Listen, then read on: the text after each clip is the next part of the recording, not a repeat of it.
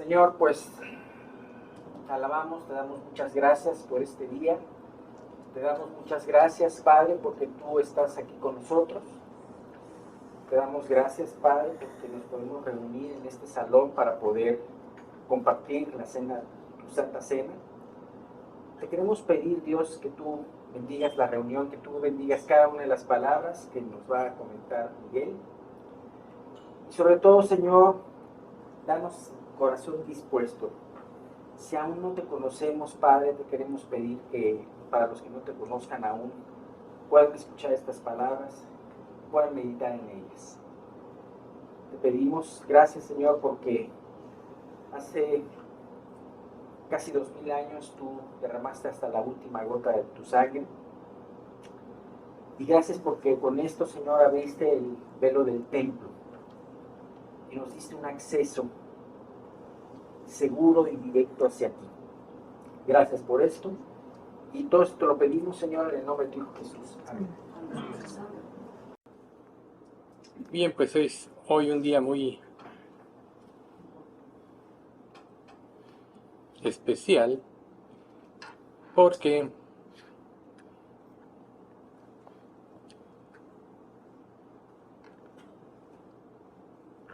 espérenme un poquito. Ya está. Pues vamos a celebrar la Cena del Señor, como todos saben. Y una de las cosas que nos inquietan mucho en esta época es el qué será. Y respecto a eso yo creo que hoy van a tener algunas respuestas. Dios a través de su Espíritu Santo siempre nos habla y Él lo que quiere es que estemos firmes y seguros en cuanto a lo que es nuestra vida futura. Entonces vamos a comenzar leyendo Tito, capítulo 1, versículos 1 y 2, que dice de la siguiente manera.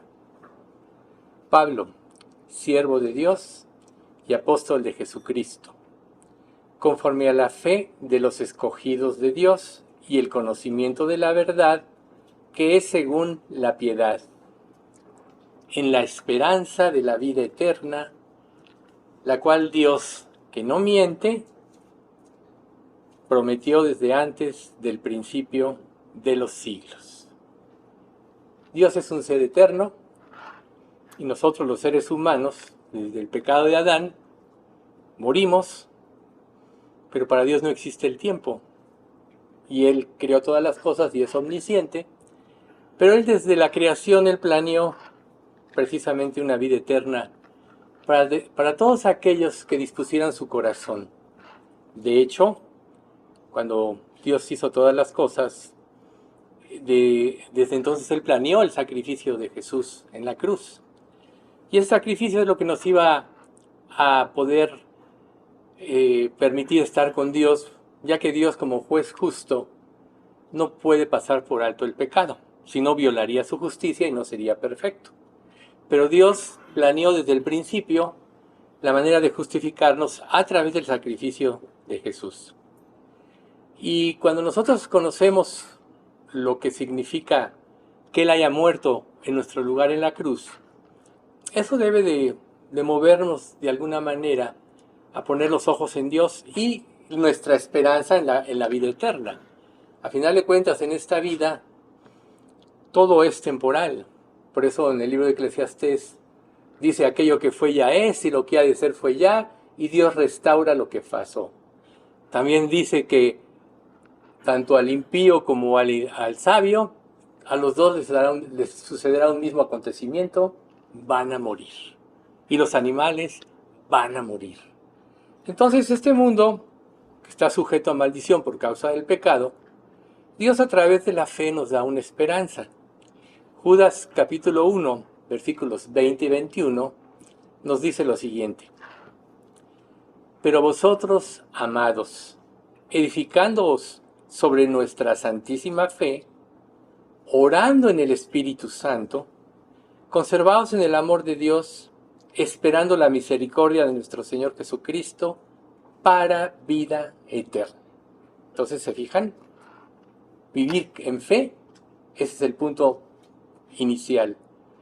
conservarnos en el amor de Dios, que es lo que se produce cuando Dios nos regenera. El Espíritu Santo produce el amor en nosotros y siempre vamos a anhelar la misericordia de Dios porque cada día pecamos mientras estemos en este mundo. Pero aquí un detalle muy importante, y ya después podremos ver ampliamente, es orando en el Espíritu Santo. Lo cual quiere decir que es Dios quien mismo guía nuestras oraciones. Por eso es tan importante que nosotros tengamos un corazón receptivo a las cosas de Dios, un corazón dispuesto a hacer su voluntad. En Apocalipsis capítulo 2, versículo 7, dice así: el que tiene oído, oiga lo que el Espíritu dice a las iglesias. Al que venciere, le daré a comer del árbol de la vida, el cual está en medio del paraíso de Dios. Oiga lo que el Espíritu dice a las iglesias. Aquí hay dos adelante.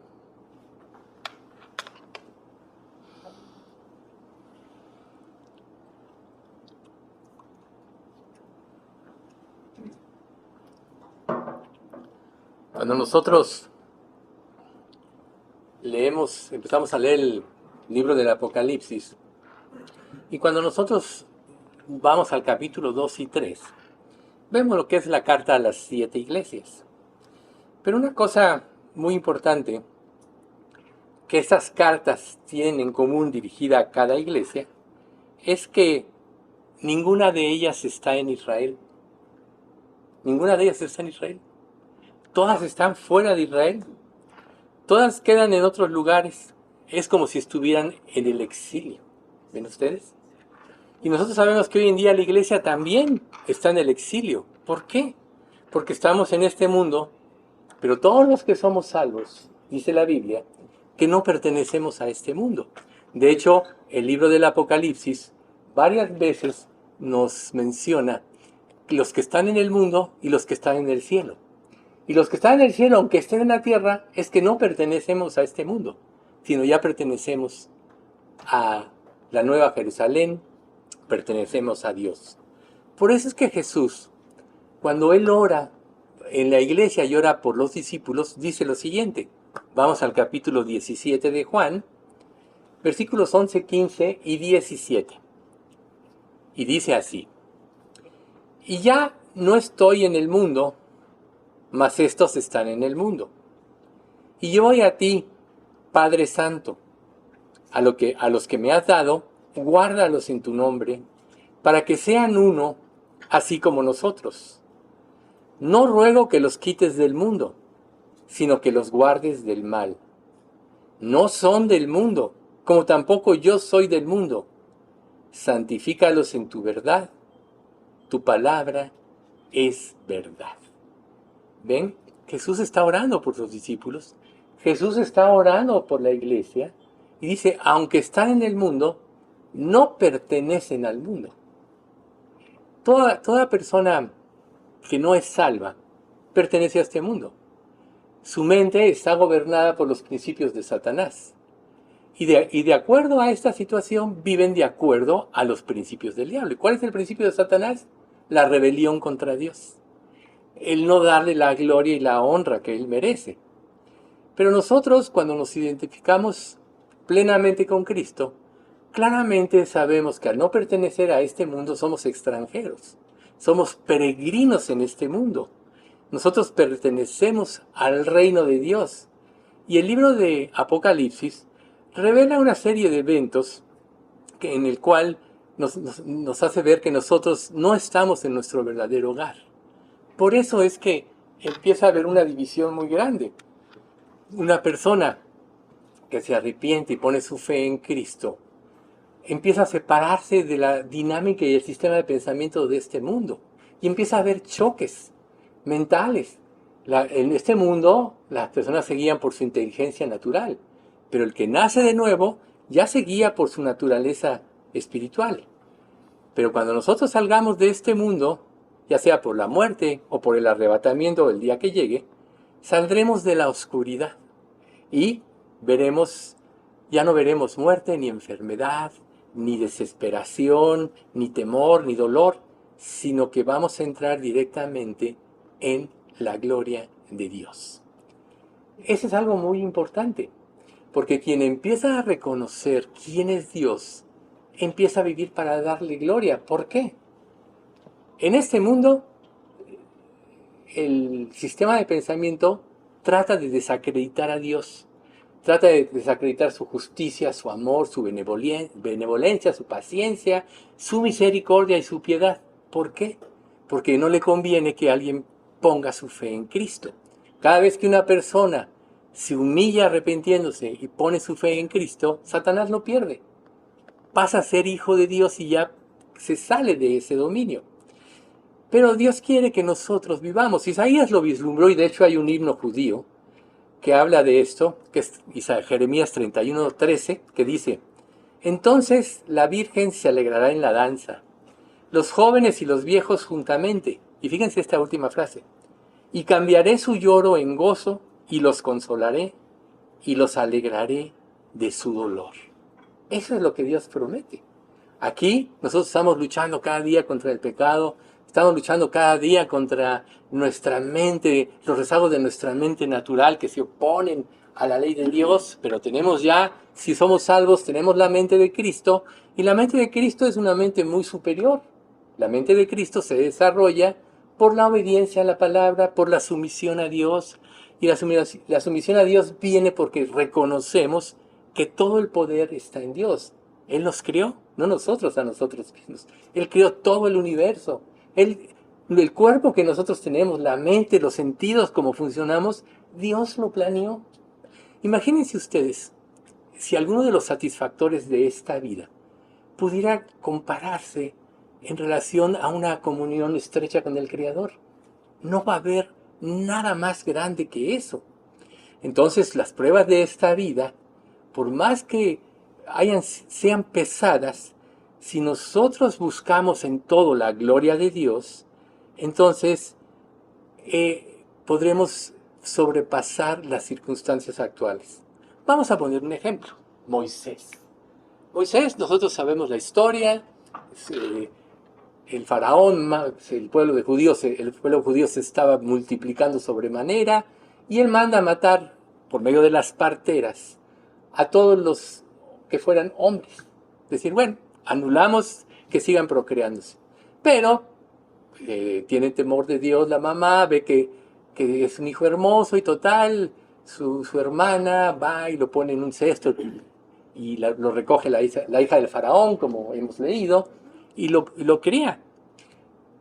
Lo da a que la mamá lo amamante gracias a su hermana, Miriam, y al tiempo él sale a visitar a su pueblo porque la mamá le dio una instrucción de quién era él. Y ve injusticias total, mata a un egipcio y sale huyendo al desierto. ¿Ustedes creen que durante esos 40 años que vivió Moisés en el desierto, tenía la intención de volver? No, no tenía la intención de volver. A veces nosotros tratamos de eludir los problemas, de enfrentarlos y tratamos de huirles, pero no hallamos una solución verdadera a menos que sea a través de Dios. Entonces Dios se manifestó a través de la zarza en Moisés. Y entonces le dijo: ve y predica a mi pueblo. Oye, pero soy torpe de lengua. Ve, pero pon una serie de excusas.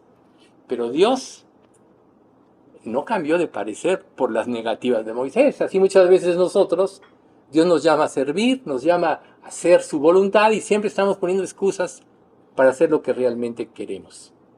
Pero recuerden algo muy importante, que cuando nosotros verdaderamente ponemos nuestra fe y nuestra confianza en Cristo, Él dice la palabra: el que comenzó en vosotros la buena obra, la perfeccionará hasta el día de Jesucristo.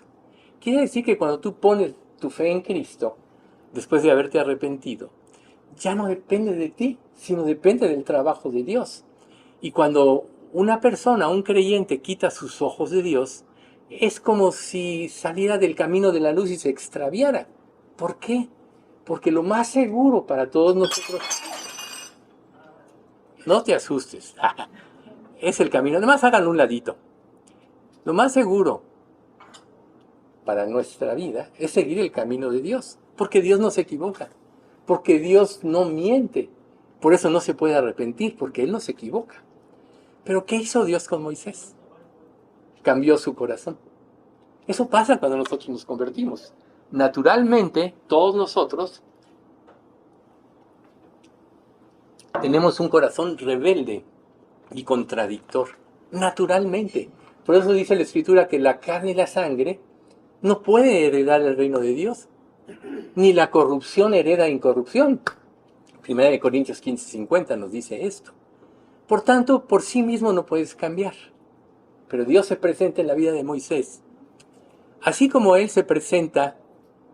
Octavio, déjalo ahí. Siéntate, Octavio. Así como Dios se presenta en nuestra vida. Generalmente, Él se presenta en nuestra vida cuando nosotros de alguna manera no encontramos una solución y bajamos nuestro orgullo, nuestra suficiencia. Entonces es ahí donde la voz puede ser clara a nosotros. Eso hizo Dios con Moisés. Primero cambió su mente. Dios le hizo ver algo muy importante.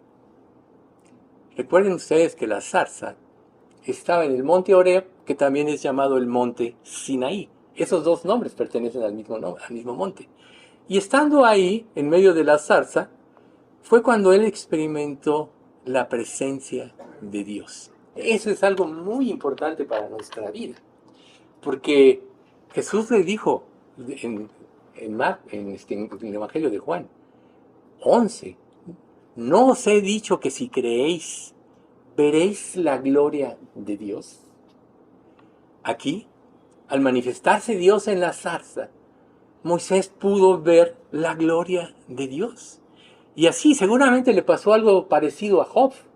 De oídas te había oído, mas ahora mis ojos te ven. Por tanto, me arrepiento y me aborrezco en polvo y ceniza. Recuerden que el polvo y ceniza eran una evidencia física de un quebranto espiritual interno. Era una evidencia. Entonces, cuando puede ver la gloria de Dios, cambia. Y eso es precisamente lo que Dios quiere. Entonces, volviendo a Moisés, cuando Dios le mostró algo muy importante, porque le dijo, ve y yo te voy a usar para que liberes al pueblo de Israel, y después vendréis a este monte y adoraréis. Esa fue la motivación de Moisés. Entonces tú quizá te tengas que preguntar, ¿estoy cumpliendo verdaderamente el llamado que Dios me ha hecho? Si no lo estás haciendo, si todavía eres rebelde ante Dios, es porque no has visto su gloria. Es porque no te has detenido suficientemente en las Escrituras, principalmente en los Evangelios, para ver la gloria de Dios manifestada a través de Jesucristo. Jesús claramente dijo, yo y el Padre uno somos. Le dijo a Tomás, ¿tanto tiempo he estado con vosotros y no me has visto? El que me ha visto a mí ha visto al Padre. No porque Dios se manifestara como es realmente, porque nadie puede ver a Dios y vivir. Su santidad es tal que destruye cualquier persona. Por eso es que cuando nosotros nos convertimos, Él empieza a trabajar en nosotros para producir una vida de santidad, porque dice la misma Escritura, sin santidad nadie verá a Dios. Y entonces nosotros vemos, bueno, Moisés allá le asignaron a su mujer, tuvo 2 hijos, Gersón y Eliezer, y estaba muy contento ahí apaciguando las ovejas, ¿no? 40 años estuvo en Egipto, 40 años estuvo en el desierto, y eso representa una obra completa de Dios. Así como Israel, ¿no? O sea, Dios hizo un trabajo. Pero cuando Moisés oyó que iba a llevar, que él se iba a encargar después de ser liberados de Egipto, haciendo la aclaración, que Egipto representa este mundo. Es un mundo de esclavitud. Israel vivía en esclavitud en Egipto. No era dueño de su voluntad. No podía él tomar sus propias decisiones. Así nosotros en este mundo estamos en una misma esclavitud.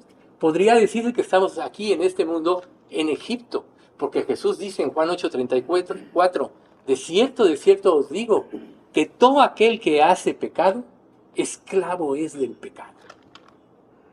Entonces, como seres humanos, vivimos en esa esclavitud. Pero viene Jesús y entonces en 8:32 y 36 dice, y conoceréis la verdad, y la verdad os hará libres. ¿Libres de qué?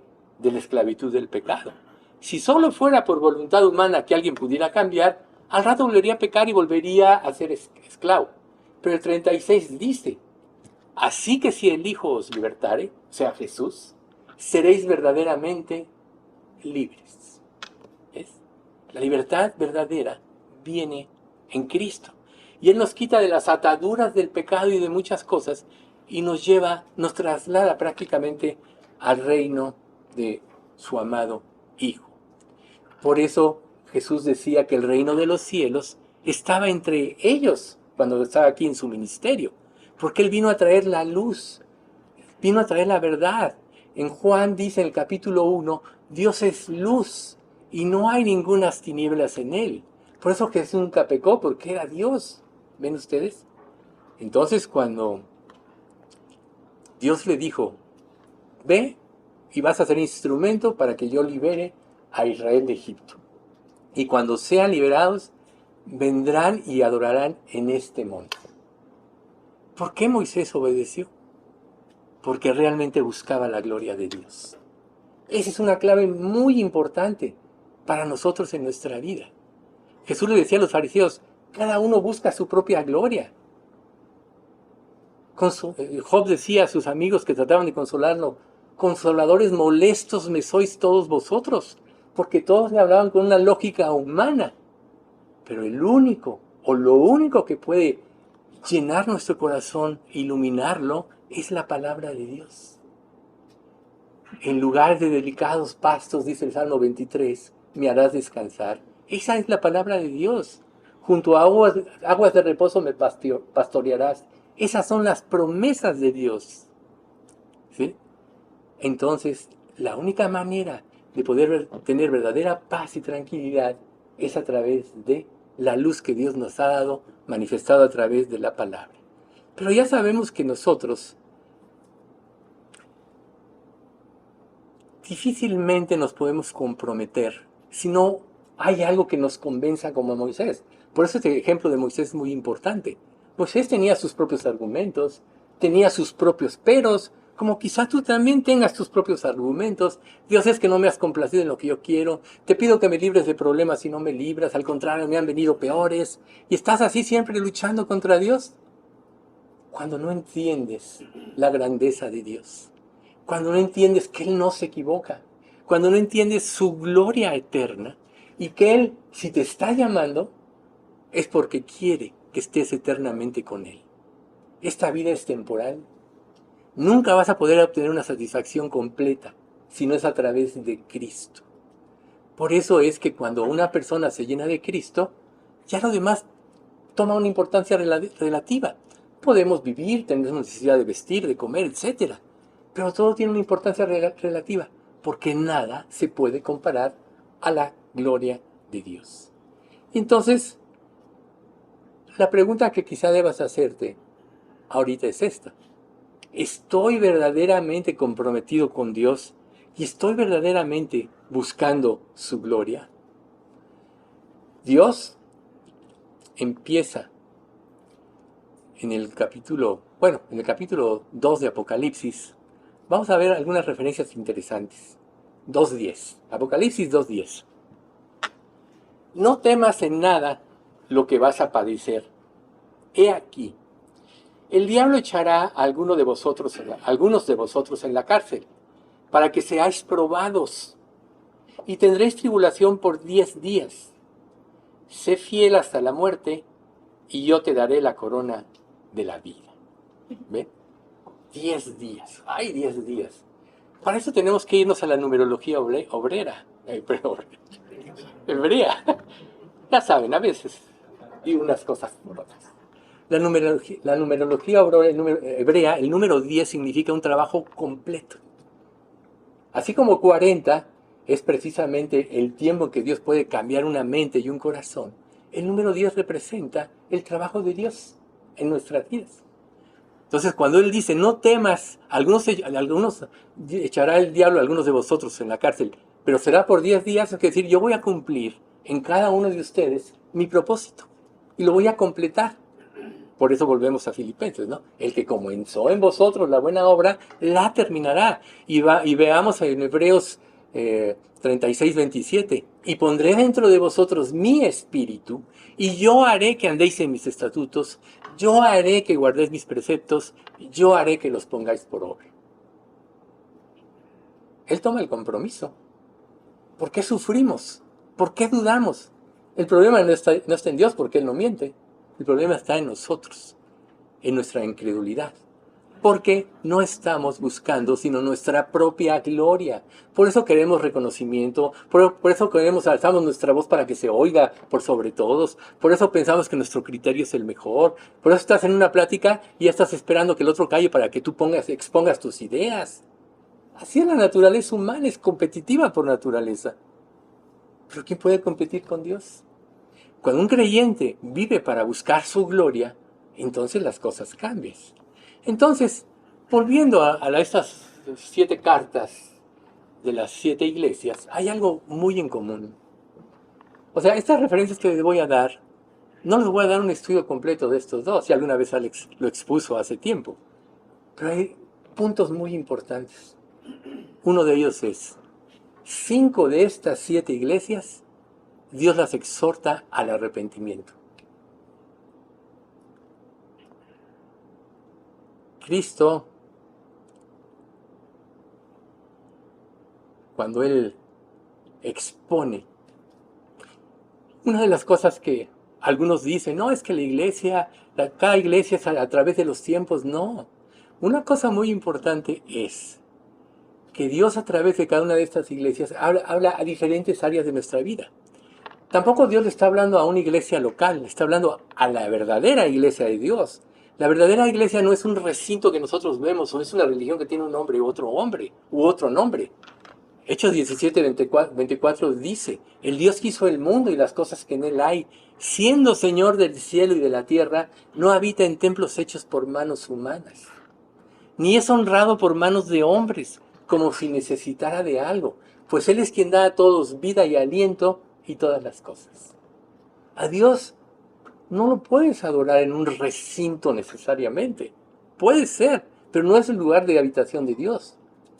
¿Qué dice la Biblia? ¿Qué pasa cuando nosotros nos convertimos y nos da su Espíritu Santo? Vosotros sois el templo del Dios viviente. Resulta que el templo empieza a ser el creyente cuando se arrepiente y cree, y el Espíritu Santo entra en su corazón. ¿Por qué tiene que arrepentirse uno primero? Porque tienes que darle a Dios su lugar. Si Él dice, por cuanto todos pecaron y están destituidos de la gloria de Dios, está diciendo que no hay justo ni aun uno, está Romanos capítulo 3. No hay quien entienda, no hay quien busque a Dios, todos se desviaron, a una se hicieron inútiles. No hay quien haga lo bueno, no hay ni siquiera uno. Y entonces, cuando viene el arrepentimiento, es que tú estás abatiendo tu orgullo, te estás humillando ante Dios, le estás diciendo a Dios, yo no puedo. Nunca te vas a arrepentir mientras tengas recursos y creas que puedes por tú mismo salir adelante. Nunca lo vas a hacer. Pero nosotros vemos que este mundo está lleno de maldad, que este mundo va creciendo en maldad, que cada vez es más perverso. Y mientras más perverso sea, más va a ir en contra de Dios.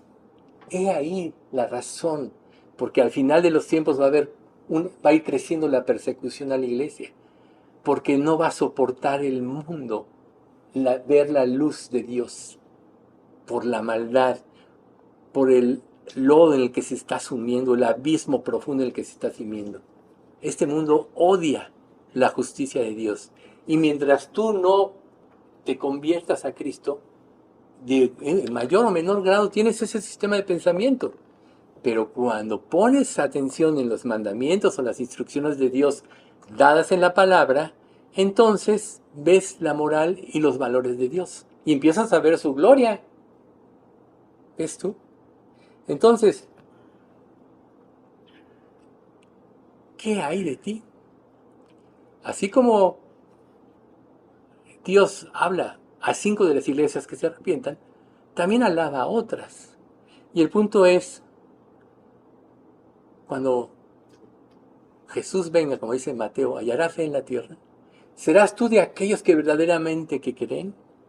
En 1 de Juan 1, 28 y 29, lo mencionamos seguido. Y ahora, hijitos, permaneced en mí, para que cuando se manifieste tengamos confianza, para que en su venida no nos alejemos de él avergonzados. Quiere decir que el que no sigue las instrucciones de Dios, al ser expuesto a la luz, se va a alejar avergonzado porque todo va a quedar en evidencia su maldad, su rebeldía, etc. ¿Sí? Entonces nosotros vemos que él elogia a las iglesias que perseveran de estos dos capítulos, ¿verdad? Entonces nosotros podemos hacernos otra pregunta mientras estamos exponiendo esto. ¿Pudiera ser que los cielos se abrieran hoy, viniera Dios y nos fuéramos? ¿Estarías realmente preparado? ¿Estás preparado para ser expuesto a la luz y no alejarte avergonzado? Por eso es que Dios trabaja a través de las pruebas, para limpiarnos de la mala conciencia. Él quiere mantenernos con una conciencia limpia, para que podamos relacionarnos con Él libremente. Jesús trae la libertad y nadie se puede relacionar libremente mientras tenga una conciencia sucia. Eso es mientras tus pensamientos estén en contra de los principios de Dios. Entonces, ¿qué pasa cuando Dios te expone a tu propio pecado? ¿Qué es lo que sigue? El arrepentimiento. Si tú eres honesto y tú no puedes ser contrario a lo que tu conciencia te dice, porque la conciencia Dios te la puso. Todos sabemos que la ley de Dios está escrita en la conciencia. O sea, la conciencia representa los 10 mandamientos de Dios. Aunque una persona nunca haya sido expuesta, si fuera el caso, al Evangelio, sabe que mentir es malo, sabe que matar es malo, sabe que codiciar es malo, porque está grabado. Por eso en Romanos 2, 15 al 17 eso dice, que cuando Dios juzgue, se expondrá a la conciencia y tú tendrás la oportunidad de justificarte o arrepentirte. Pero lo cierto es que delante de Dios toda tu vida está expuesta. Él sabe más de ti que tú. Te puedes engañar a ti mismo, pero no puedes engañar a Dios. Por tanto, ser expuestos ante la luz de Dios, Él nos quiere llevar al arrepentimiento. Y Él quiere, una vez que nosotros estamos en Él, que confiemos en Él. Por eso Pedro en el capítulo 1, versículo 7, dice lo siguiente. 1:7. Para que sometida a prueba vuestra fe, mucho más preciosa que el oro, el cual aunque perecedero se prueba con fuego, pruebas, sea hallada en alabanza, gloria y honra cuando se manifieste Jesucristo. ¿Ven ustedes? Él está probándonos a través de las pruebas. ¿Sabes qué hacen las pruebas? Sacan a flote tus debilidades. Sacan a flote tus áreas de inconstancia. Saca a flote tu incredulidad. Por eso son necesarias. Por eso Pedro lo dice. Acuérdense de aquel Pedro suficiente. No, Señor. Primero lo confiesa como Jesús y luego Jesús dice, voy, tengo que padecer. No, no te acontezca. ¿Y qué le tiene que decir Jesús? Quítate delante de mí, Satanás, porque me eres tropiezo. Y luego, todos me van a negar. No, yo no te negaré, ¿no? Y lo niega. Esa es la suficiencia humana. No puede. Si el hombre por su propio esfuerzo pudiese llegar a la salvación, nunca hubiera sido necesario que viniera un Salvador, un Mesías Salvador. Por eso es que Dios quiere que nosotros perseveremos. Pero para iniciar a perseverar en nuestra vida, primero tenemos que arrepentirnos. Y vamos a ver otro aspecto del arrepentimiento. Yo creo que los va a ilustrar bastante bien. La mayoría de las iglesias de esta época no lo tocan porque mucha gente se iría. Si nosotros le diéramos a cada uno su lugar, no cabrían aquí, necesitaríamos un auditorio allá abajo. Pero ¿qué pasa cuando eres confrontado? Si no te gusta, te vas.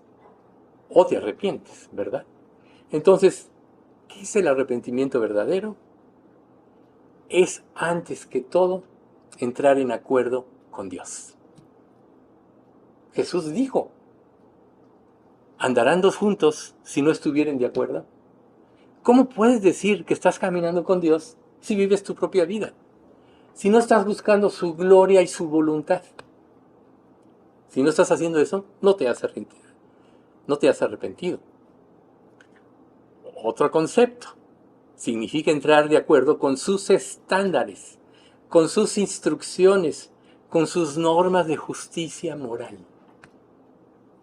Ahí está. ¿Realmente vives una vida justa? ¿O todavía te permites cosas en tu vida que apaguen tu relación con Dios? Dios es santo. ¿Ustedes creen que el pecado no contamina la relación? Claro. Cuando tú ya eres salvo, dice la Biblia, nada nos puede separar del amor de Cristo. Romanos 8, ¿no? Ni tribulación, ni angustia, ni persecución, ni muerte, ni hambre, ni desnudez, ni peligro, ni espada. Antes en todas estas cosas somos más que vencedores por medio de aquel que nos amó, por la justicia de Cristo. Por eso es que solo Cristo nos puede salvar. Pero, si tú no estás de acuerdo con los estándares de Dios, si te permites cosas que apaguen tu relación con Dios, ¿cómo puedes decir que caminas con Él? Insisto, andarán dos juntos si no estuvieren de acuerdo. Entonces la evidencia de una vida entregada es que cada día se somete más a los estándares de Dios, a las instrucciones de Dios. Por ejemplo, Juan el Bautista, antes de que viniera Jesús, cuando van y se presentan los fariseos, saduceos, herodianos y todo, él les dice que tengan frutos dignos de un verdadero arrepentimiento. ¿Conocían la ley? Quizá tú conoces la Biblia, a lo mejor ya leyéndola 30 años, 40 o más, ¿verdad? Conocían la ley, pero la vivían, la seguían. ¿Por qué no pudieron ver a Jesús como el Mesías? Jesús se los dijo, porque buscaban su propia gloria. Por eso la clave de todo es buscar la gloria de Dios. Eso te va a dar un parámetro y una guía clara en tu vida. Entonces, de estos frutos del arrepentimiento no van a poder darse hasta que nos pongamos de acuerdo con los estándares de Dios. Por eso es que cuando viene el verdadero arrepentimiento, una persona tiene que estar dispuesta a dejar su vida del pasado. No toda su vida, sino todas aquellas cosas que pueden afectar su relación con Dios. ¿Qué puede ser lo más valioso para la vida de un ser humano? Yo diría que su relación con Dios. Él es el que te creó. Él es el que te sustenta. Tú vives y respiras hoy porque Dios así lo quiere. El día que Dios diga hasta aquí, ni la medicina, ni el avance de la ciencia va a ser suficiente. Dios es el que sabe y determina el día de la muerte de cada uno. Y ahí es donde debería estar nuestro temor. Porque entonces, como no sabemos cuánto vamos a vivir, tú deberías de preguntarte, si yo muero, ¿a dónde voy a ir? Si no te sometiste a Dios y a sus estándares, te vas a ir al infierno. Muchas iglesias que hoy, muchos que profesan, muchos que oraron para recibir a Cristo y todo, se van a ir al infierno. Porque no se arrepintieron verdaderamente. Porque no quisieron cambiar su vida. Porque no vieron la gloria de Dios ni quisieron someterse a sus estándares. Entonces, si este mundo se está alejando en oposición a Dios y a sus estándares, y tú no das la vuelta, eso significa arrepentimiento, darse la vuelta. Si tú no das la vuelta, forzosamente vas a caer en sus estándares. Por eso es cuando el hombre de pecado, el hijo de maldición, se presente, va a tener tal lógica en sus argumentos que dice la Biblia, engañará, si fuere posible, aún a los escogidos. Si no tienes afianzada la verdad, te vas a ir con el error. Porque de acuerdo a la lógica humana va a ser totalmente lógico. Porque en el corazón del hombre no está, del hombre sin Dios, no está glorificar a Dios. Por eso Moisés cambió. Isaías, oye, es que yo soy niño. Pero cuando Dios se revela, ay de mí que soy muerto, capítulo 5 de Isaías. Pues siendo hombre inmundo de labios y habitando en pueblo de labios inmundos, han visto mis ojos al Rey Jehová de los ejércitos. Mientras no veas la gloria de Dios, difícilmente vas a cambiar de parecer. Por eso Dios nos ordena perseverar. La palabra dice, y me buscaréis, y me hallaréis, porque me buscaréis de todo vuestro corazón. Esa es la forma. Buscarle de corazón. No antepongas tu justificación, no antepongas tus ideas, de nada te van a servir. El libro de Eclesiastés te narra en todas sus epístolas, inicia vanidad de vanidades, todo es vanidad. Todo lo que el hombre piensa fuera de Dios es vanidad. Pero ¿qué concluye Eclesiastés al final, en el capítulo 12? No hay fin de hacer muchos libros, y el mucho estudio es fatiga de la carne. El fin de todo el discurso oído es este: teme a Dios y guarda sus mandamientos, porque esto es el todo del hombre. El todo del hombre. Esa es la razón por la que existimos, para ir con nuestro Creador y darle gloria. Entonces, el Espíritu Santo, volviendo a Apocalipsis, le está hablando a las iglesias. Les dice que necesitan oír la voz del Espíritu Santo.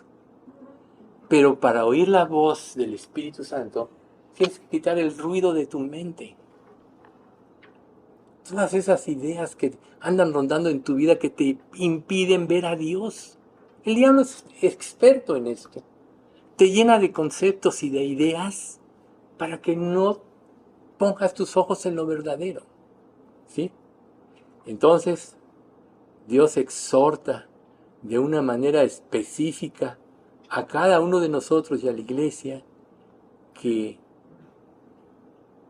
vamos a ver, Hebreos 2, del 1 al 3.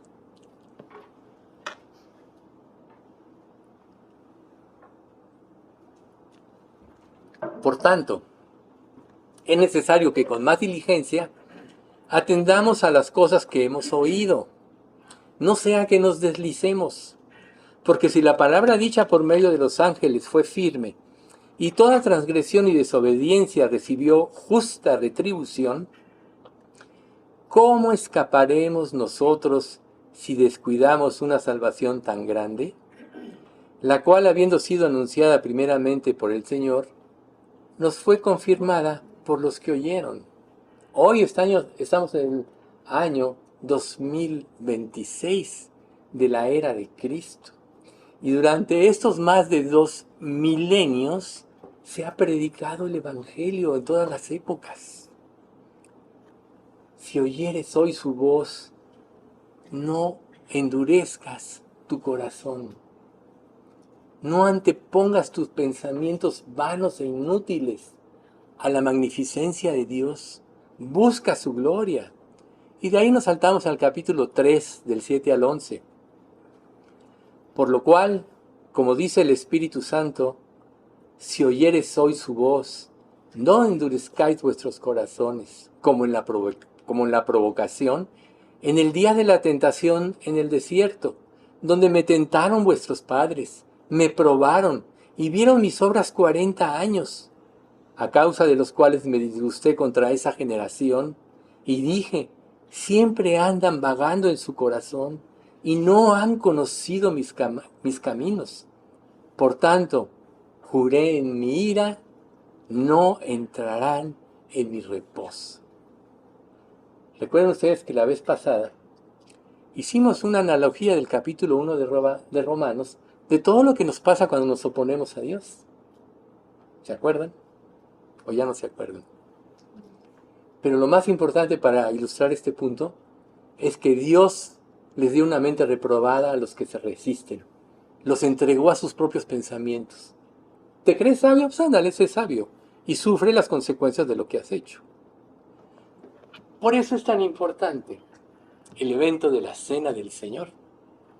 Para que nosotros recordemos precisamente el gran sacrificio de Cristo y lo que Él hizo por nosotros en la cruz. Jesús mismo dijo, haced esto en memoria de mí. Entonces, vamos a ver un pasaje que a mí me encanta siempre usarlo como introducción, por el anhelo de Dios de tener comunión con nosotros. Lucas 22 del 15 al 18. Jesús dijo, he tenido muchos deseos de comer esta Pascua con ustedes antes de que comiencen mis sufrimientos. Pues ahora les digo que no volveré a comerla hasta que su significado se cumpla en el reino de Dios.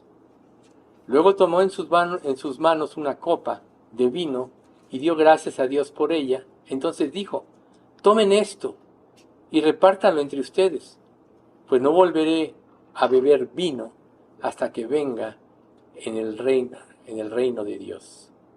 Venga el reino de Dios. Entonces, la cena del Señor conmemora la muerte de Cristo en la cruz por nuestros pecados y señala su regreso en gloria. Por eso fue tan importante esta introducción, buscar la gloria de Dios. Señala su regreso en gloria. Cuando participamos de la cena, mostramos nuestra profunda gratitud por la obra de Cristo a nuestro favor y nuestra fe se fortalece. A final de cuentas, la fe, como dice Hebreos 11:1, es la certeza de lo que se espera, la convicción de lo que no se ve. Quiere decir, en otras palabras, que Dios promete todo lo que cumple. Pero al revés, Dios cumple todo lo que promete, ¿verdad? No hay cosa que Él no cumpla de lo que prometa, porque no es hombre, por eso no miente, ni hijo de hombre, por eso no se arrepiente. Pero ¿qué dice el versículo 6 de Hebreos 11? Sin fe es imposible agradar a Dios, porque es necesario que el que se acerca a Dios crea que le hay o crea que Él existe, y que es galardonador de los que le buscan. O sea, Dios va a responder con su paz, con su amor, con su fidelidad, con su templanza, con todos sus atributos que representan los frutos del Espíritu, aquel que le busca de corazón.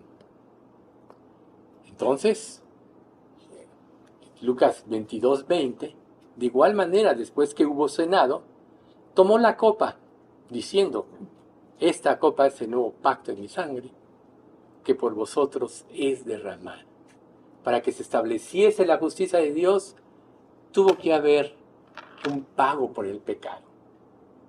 ¿Por qué? Jesús en la cruz, su sacrificio fue suficiente, porque Dios es infinito. Dios es infinito. Y si Él se sacrificó, tuvo la capacidad infinita de morir por los pecados de todo aquel que ponga su fe en Él. Por eso en Juan, ya lo leímos, los que me has dado, quiero que donde yo estoy estén. Los que me has dado. Todo lo que el Padre me da vendrá a mí, y al que a mí no viene no le echo fuera. Ese llamamiento lo puedes estar teniendo tú hoy, si es que aún no le salga. Pero tienes que responder, porque si lo desechas, entrarás en confusión. En los tiempos del Antiguo Testamento, Dios perdonaba los pecados de las personas por medio de los sacrificios de animales. Eran un tipo de Cristo, pero no era un sacrificio perfecto. Por eso tenían que estar sacrificando cada año, sacrificando y sacrificando. Pero cuando vino el sacrificio perfecto, entonces, ahí es donde, una vez para siempre, cuando tú verdaderamente te arrepientes y Dios te limpia, es para siempre. Todos tus pecados pasados, presentes y futuros quedaron pagados y por eso eres justificado delante de Dios.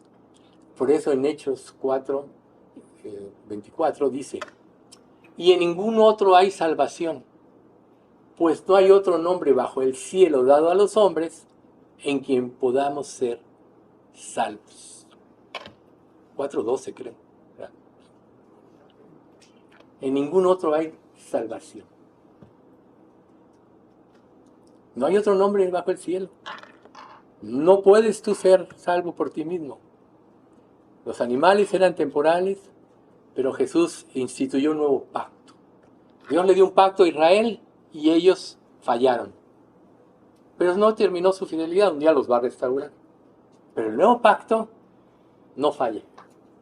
Una vez que eres salvo para siempre. Por eso es que el diablo ataca tanto sobre nuestras emociones, sobre nuestro intelecto, porque no quiere que vayamos a Dios verdaderamente.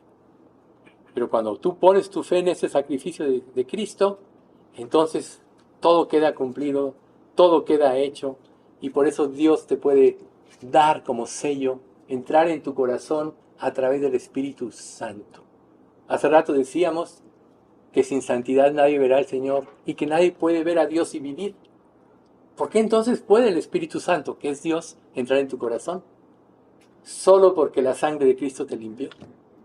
Solo porque la sangre de Cristo te hizo justo delante de Dios. Y dice Hebreos 9 del 23 al 28. Fue pues necesario que las figuras celestiales fuesen purificadas así, pero las cosas celestiales mismas con mejores sacrificios que estos, porque no entró Cristo en el santuario hecho de mano, figura del verdadero, sino en el cielo mismo para presentarse ahora por nosotros ante Dios. Y no para ofrecerse muchas veces, como entra el sumo sacerdote en el lugar santísimo cada año con sangre ajena. De otra manera le hubiera sido necesario padecer muchas veces desde el principio del mundo. Pero ahora, en la consumación de los siglos, se presentó una vez para siempre, por el sacrificio de sí mismo, para quitar de en medio el pecado. Fue suficiente. Y de la manera que está establecido para los hombres que mueran una sola vez y después de esto el juicio, así también Cristo fue ofrecido una sola vez para llevar los pecados de muchos y aparecerá por segunda vez sin relación con el pecado para salvar a los que en él esperan. ¿Ven? Una sola vez. La conversión se da una vez. Y Él te da el sello. Y el Espíritu Santo te da testimonio, como dice Romanos. El Espíritu mismo da testimonio a nuestro espíritu de que somos hijos de Dios. Por eso es que si hay una duda en tu corazón, no descanses hasta que Dios no te confirme. Porque Dios no es un Dios de confusión, sino de paz. Dios no quiere atormentarte. Pero cuando hay dudas es porque todavía te faltan cosas que entregar. Tienes que entregarlo todo. No te tienes que reservar nada. Porque cualquier cosa que te reserves no te permitirá caminar con Dios. Andarán dos juntos si no estuvieran de acuerdo. Entonces, los profetas esperaban este nuevo pacto que reemplazaría el antiguo. Jeremías 31:31. He aquí vienen días, dice Jehová, en los cuales haré un nuevo pacto con la casa de Israel y con la casa de Judá. Juan el Bautista declaró que Jesús era el Cordero de Dios que quita el pecado del mundo.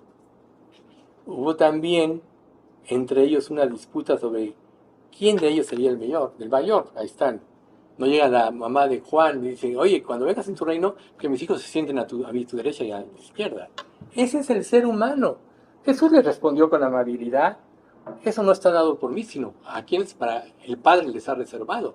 Aquí quitó toda codicia. Porque cuando tú te presentas delante de Dios, todo se lo debes. Cuando tú caminas con Dios, todos tus avances espirituales, todo se lo debes, porque Él lo produce todo. Recuerden, Dios produce el querer como el hacer por su buena voluntad. ¿Sí? Entonces, este es el acontecimiento más importante de la historia. Entonces, cuando Jesús habla de su muerte y su resurrección, no entendían lo que era la resurrección. Hay muchas cosas que quizá no entiendas. Todos sabemos que la resurrección es la evidencia de que venció el pecado, si no, no hubiera resucitado. Y cuando un verdadero creyente, cuando una persona se convierte en verdad, un día va a resucitar porque venció al pecado en el tiempo de Dios. Por tanto, en lugar de enfocarnos en nosotros mismos, preparémonos para el regreso de Cristo. Tenemos que tener esa luz adelante. Este mundo un día terminará. Un día yo voy a morir y cada uno de nosotros va a morir. ¿Cuándo? Dios sabe. Pero el momento de prepararse es hoy. Por eso dice en Romanos, si oyeres hoy su voz, no endurezcáis vuestros corazones. Si oyeres hoy su voz. Entonces dejemos de enfocarnos en nosotros mismos y volvámonos a Dios. Y esa cena del Señor es precisamente para recordar todos estos principios. Como dice Hebreos 10, 24 y 25. Y considerémonos unos a otros para estimularnos al amor y a las buenas obras. No dejando de congregarnos, según algunos tienen por costumbre, sino exhortándonos, tanto más cuanto veis que aquel día se acerca. Exhortándonos, exhortándoos, ¿no? Unos a otros, para estimularnos al amor y a las buenas obras.